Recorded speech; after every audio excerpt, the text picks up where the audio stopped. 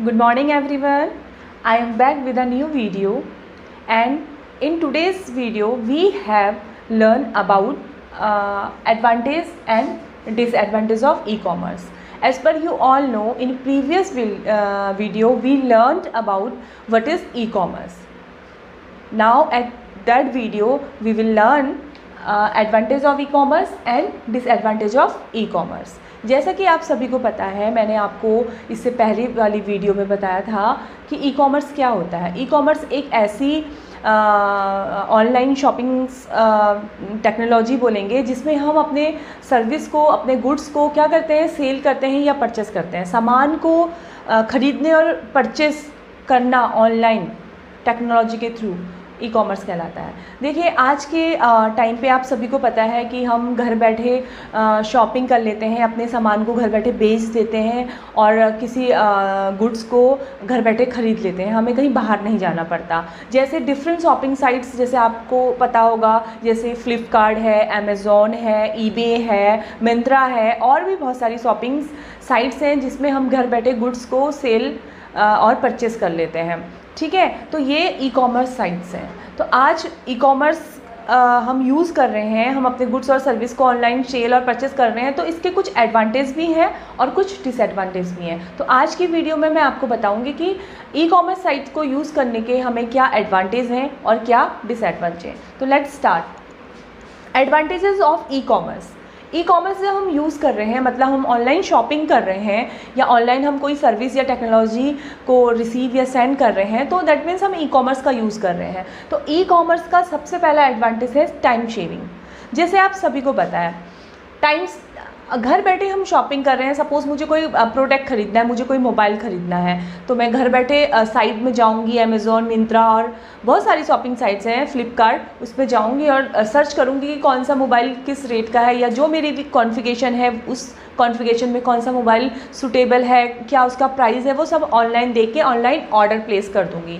Online order place करूँगी और घर बैठे बैठे ही वो कुछ आफ्टर अ टाइम पीरियड वो मुझे मिल जाएगा। तो क्या होगा, क्या हुआ इससे ये हुआ कि घर बैठे मैंने शॉपिंग कर ली। मुझे घर से तैयार होके निकल के किसी शोरूम में जाने की ज़रूरत नहीं पड़ी और मैंने अपना टाइम बचाया और ऑनलाइन घर बैठे जिस हालत में हूँ उस हालत में शॉपिंग कर ली। दूसरा है वाइड वैरायटी। अब क्या होता है कि कभी हम जब फेस टू फेस शॉपिंग करने जा रहे होते हैं या मैनुअली हम शॉपिंग करने जा रहे होते हैं, तो हम क्या करते हैं, हम एक बार में एक ही आउटलेट या शोरूम को कवर कर पाएंगे। सपोज़ मुझे सैमसंग का मोबाइल चाहिए तो मैं एक टाइम में सैमसंग के ही शोरूम में जाऊंगी।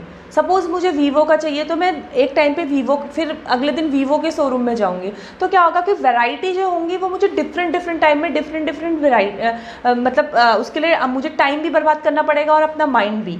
तो इसमें क्या होगा कि एक ही बार शॉपिंग करने में, जब मैं अपना ऑनलाइन ई कॉमर्स का यूज़ कर रही हूँ, तो बहुत सारी वैरायटी मुझे एक प्रोडक्ट की मिल जाएगी। वो प्रोडक्ट कुछ भी हो सकता है। मैं कोई क्लोथ्स की शॉपिंग कर रही हूँ, कोई इलेक्ट्रॉनिक आइटम की शॉपिंग कर रही हूँ, तो एक बार में मैं कुछ डाली। सपोज़ मैं कोई टीवी खरीद रही हूँ, मुझे एलसीडी खरीदना है, तो मैं एलसीडी डालूंगी तो डिफरेंट वैरायटी वाली एलसीडी, डिफरेंट प्राइस की होंगी, डिफरेंट कलर की होंगी, डिफरेंट कॉन्फ़िगरेशन की होंगी, डिफरेंट कंपनीज़ की होंगी। तो बहुत सारी वैरायटी मुझे घर बैठे ई कॉमर्स साइट में मैं देख सकती हूँ।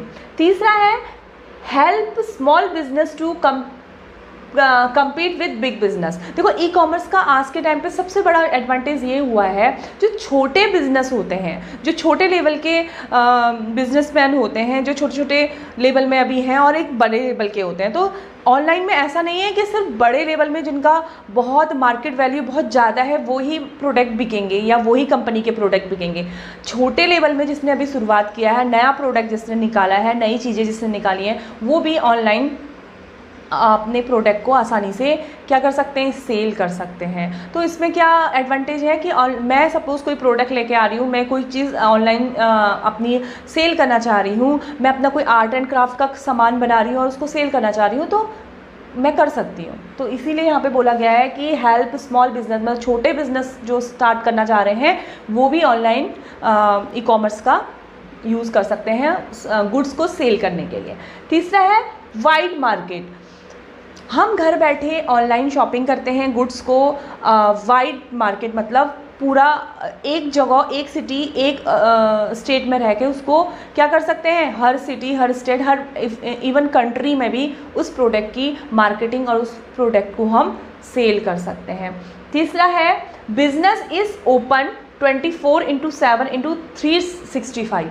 देखिए ऑनलाइन शॉपिंग में ये ऐसा क्यों बोला गया है 24 आवर्स 7 डेज और 7 days in a week and 365 days in a year, मतलब कि साल के हर, मतलब सातों जो हफ्ते के सातों दिन होते हैं उसमें 24 घंटे ये मार्केट ओपन रहती है। मतलब एक दिन में 24 घंटे ये मार्केट ओपन रहती है। मैं कभी भी घर बैठे किसी भी टाइम ऑनलाइन शॉपिंग, ऑनलाइन कोई प्रोडक्ट खरीद या बेच सकती हूँ। और जनरली अगर हमें फेस टू फेस शॉपिंग करने जाना है या कोई सामान बेचना जाना है तो उसका एक पर्टिकुलर ड्यूरेशन होता है, टाइम ड्यूरेशन होता है। सुबह हमारी शॉप या मार्केट खुलेगी 8 बजे से शाम के 10 बजे तक, तो उसके बाद अगर मुझे इमीडिएटली कुछ चीज़ शॉपिंग करनी है या कुछ परचेस करना तो मैं नहीं जा सकती, नेक्स्ट डे का वेट करूँगी। बट ऑनलाइन शॉपिंग में 24/7 ओपन रहता है, मतलब सातों वीक के 7 डेज़ में पूरा 24 घंटे एक दिन में होता है, ओपन रहेगा, आप कभी भी शॉपिंग कर सकते हो। तो ये है हमारे कुछ एडवांटेज ई कॉमर्स के कि क्यों हमारे लिए ये बेनिफिशियल हैं और आज के टाइम पे हम बहुत इसको प्रेफर करते हैं आप सभी। अब आ जाओ डिसएडवांटेज। डिसएडवांटेज में क्या है, सबसे पहले है डिले डिलीवरी। अब इसमें क्या होता है, कुछ फ़ायदे हैं तो कुछ नुकसान भी है। अब मैं इसमें क्या है कि हम अब मुझे सपोज़ मोबाइल मेरा टूट गया, अब मैं मोबाइल परचेस करने गई, इंस्टेंटली मैंने शॉप में जाके मोबाइल परचेस किया और ख़रीद के मैं घर ले आई और यूज़ करने लगी। बट इसमें क्या होता है कि हम ऑनलाइन शॉपिंग में जब ऑर्डर देते हैं तो कुछ टाइम लग जाता है, ठीक है, कुछ टाइम पीरियड के बाद ही 2 दिन 3 दिन शिपिंग उनका टाइम होता है, उसके बाद ही वो हमें मिल पाता है। लेकिन कभी कभी क्या होता है, उनका जो डिलीवरी टाइम होता है वो बहुत डिले हो जाता है, 3 दिन के बदले 6 दिन, 1 हफ्ता और कभी कभी 2 हफ्ते भी लग जाते हैं। तो ये एक इसका ड्रॉबैक है। दूसरा है क्वालिटी ऑफ डिलीवर्ड गुड्स। अब क्या होता है कि देखिए ऑनलाइन शॉपिंग में हम कोई चीज़ शॉपिंग कर रहे हैं तो हम उस प्रोडक्ट की सिर्फ पिक्चर देख पा रहे हैं, हम उस प्रोडक्ट को टच नहीं कर पा रहे हैं। अगर सपोज़ कोई क्लॉथ लेना है तो मैं उसको सिर्फ देख पा रही हूँ, मुझे ये नहीं पता कि एक्चुअल में कैसा है, मैं उसको सिर्फ पिक्चर में देख पा रही हूँ, उसका कपड़ा टच नहीं कर पा रही हूँ। बट जब हम रियल शॉपिंग करने जाते हैं तो उसमें मैं उस प्रोडक्ट को टच करके फील करके भी देख सकती हूँ। बस एक ड्रॉबैक यह है कि हम इसमें टच और फील करके उस प्रोडक्ट को नहीं दे सकते। तीसरा है लेस कॉन्फिडेंटली।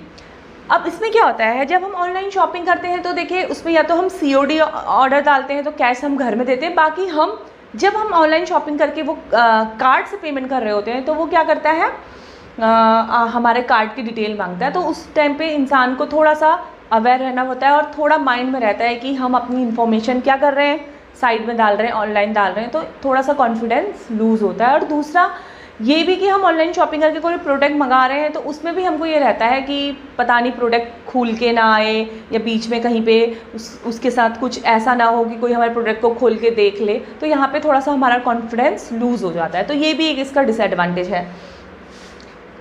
और तीसरा है फेयर। फेयर में भी यही आएगा कि जब तक प्रोडक्ट हमारे पास आ नहीं जाता तब तक हमें फेयर बना रहता है कि हमने पेमेंट कर दिया है, प्रोडक्ट कब आएगा, या एक दिन डिले हो जाता है, दूसरा डिले हो जाता है, तो हमारे मन में एक डर रहता है।